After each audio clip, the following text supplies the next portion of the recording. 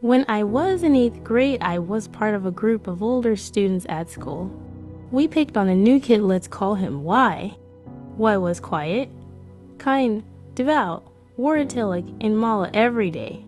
For almost a year I led the bullying. We would dump water on his pants early in the morning so it looked like he'd wet himself, play with his bag, destroy his homework before class, hit him when the teacher wasn't watching. Y never fought back. He would simply say, "We are friends, please don't do this." The next year he left the school. I assumed he transferred, but later I found out he dropped formal education entirely after 8th grade. Years after that, I ran into him by chance, same gentle person, still wearing his tunic and mala. When I asked about his college, he told me he didn't continue. My heart sank. I apologized on the spot, cried. He said we are friends, smiling, but I can't forgive myself. I haven't slept well, feel like I deserve hell for what I did. I've asked the school's vice principal now on the trust to let me confess and do something so no one else gets bullied like this.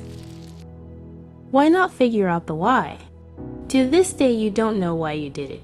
You need to explore that.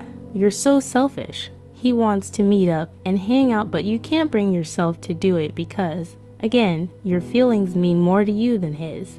I was in human resources a while back. A new employee submitted a change of address form. I couldn't read the handwriting, so I called the number on file to confirm. The employee's wife answered. Turns out he was in the middle of moving out and keeping from his wife that he was leaving. Because I called, the wife found out earlier than planned. Their marriage unraveled. I never meant to interfere, but I feel responsible.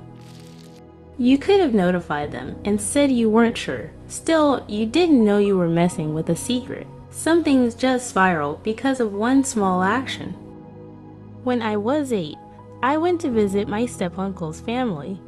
There were 2 kids, about 12 and 14. We played hide and seek in the basement. I had an accident.